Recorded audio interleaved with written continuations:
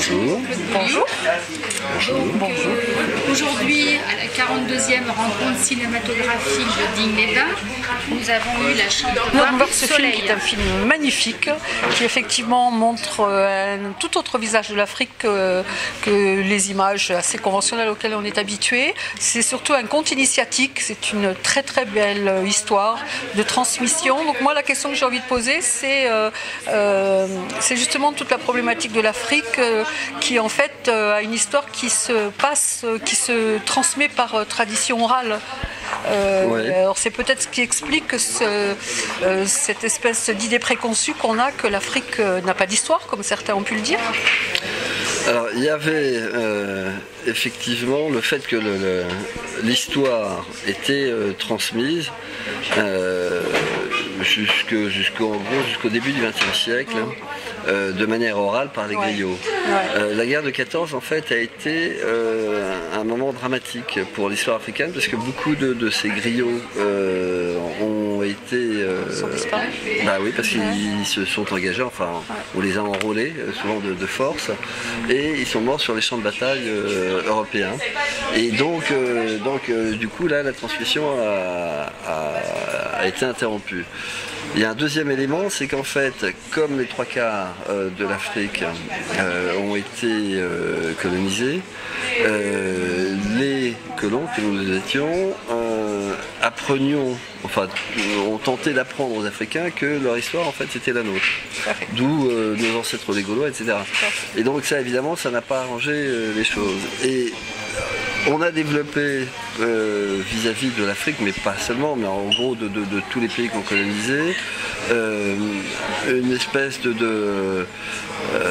comment dirais-je, une idée selon laquelle en fait sans nous il ne pouvait pas exister et il n'avait pas d'histoire autre que la nôtre. Colonialisme. Alors effectivement l'histoire de l'Afrique et de la colonisation est en même temps racontée de façon très très subtile entre ce sage qui est magnifique en l'occurrence, qui physiquement a d'une beauté extraordinaire et qui respire la sagesse et à cette jeune fille qui apprend la vie et qui va rentrer dans la vie adulte en fait. Donc il raconte à la fois l'histoire de la colonisation, l'histoire du pays, et puis toutes les valeurs universelles qu'en fait on ne soupçonnait pas, qui sont celles, peut-être les valeurs universelles de la Déclaration des droits de l'homme, la liberté, la fraternité, etc. Absolument, il y a un fil rouge important dans le film, en fait, donc c'est la charte du Mandé. C'est ça.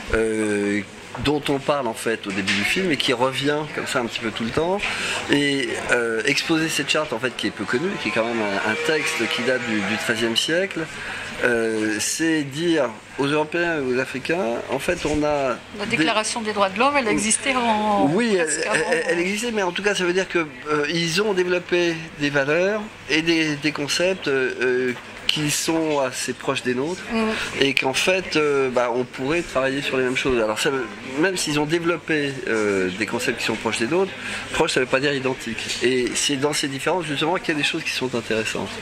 Dans le film par exemple il est question de Mandela, parce qu'à un moment on est dans la prison de Mandela et de la commission Vérité et Réconciliation.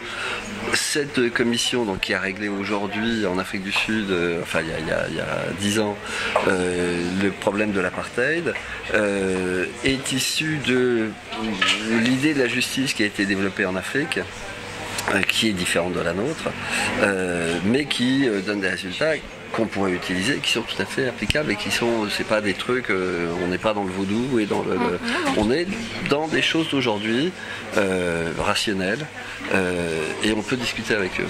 Et vous expliquiez que les notions d'humanisme étaient en revanche différentes entre Européens et Africains.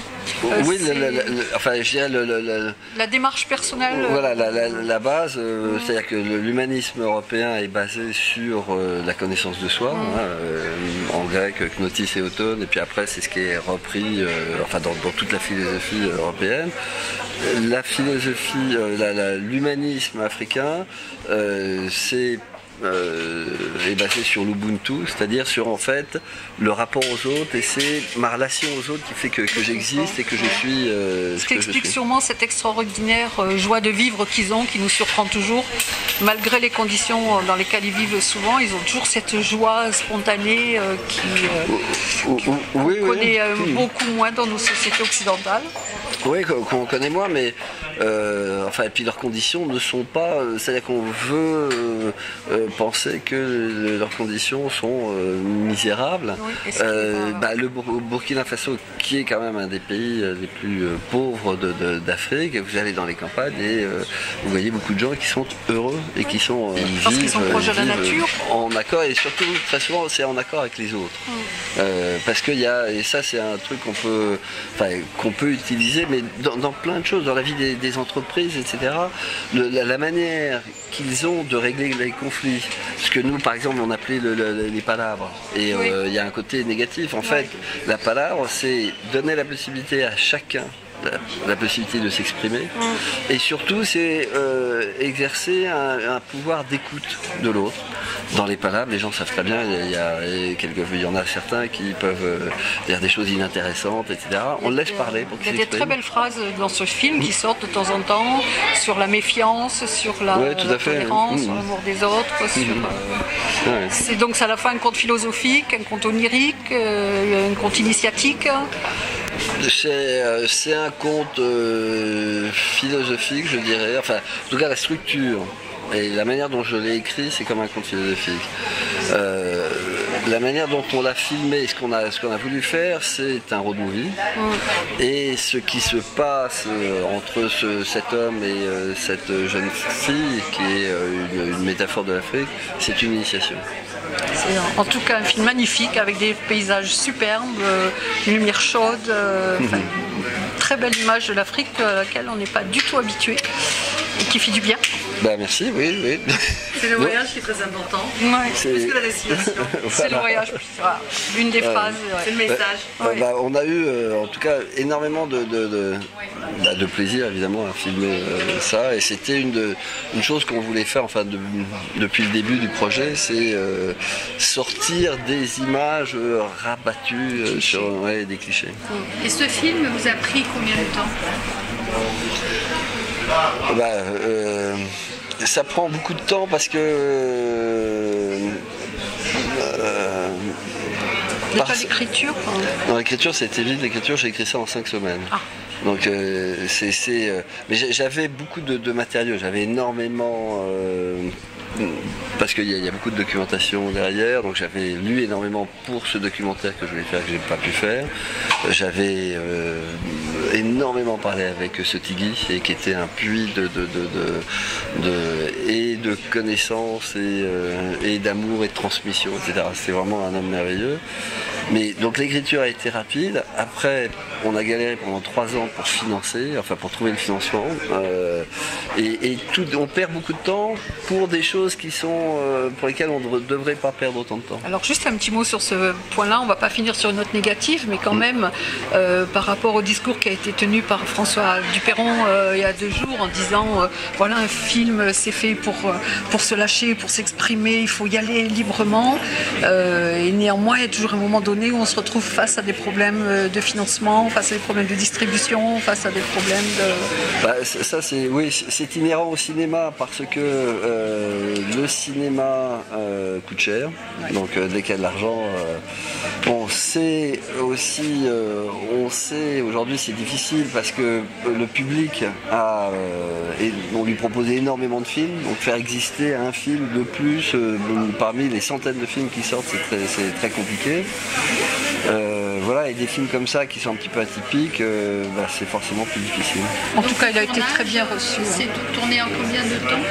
Le tournage, c'est tourné en vraiment pas longtemps. C'est-à-dire que c'est tourné en 4 semaines. 4 semaines au Burkina et toute la partie française, c'est bon, rien, enfin, c'est une énorme journée qui aurait dû représenter plus.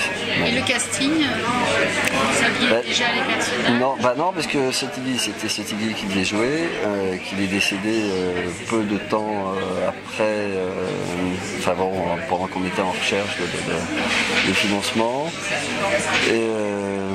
Le personnage, c'est un acteur professionnel? C'est un conteur.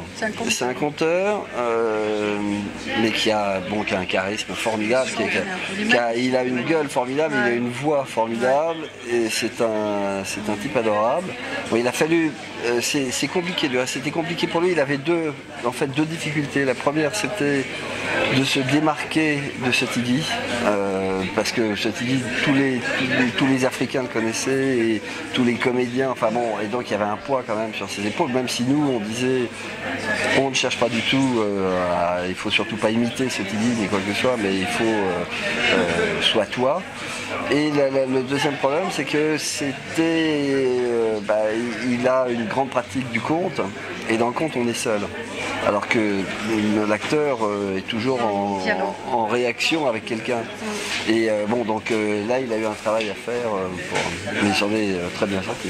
En tout cas, le film a été très très bien reçu par la salle, y compris par des très jeunes gens, ce qui prouve qu'il est tout à fait abordable, et on ne peut que lui souhaiter une très belle carrière à travers les cinémas ou les festivals, les rencontres, et puis j'espère dans le circuit commercial. C'est un film digne et qui a été présenté à Digne. C'est un très très beau film qui honore ces rencontres. Merci, ça me fait plaisir. Merci.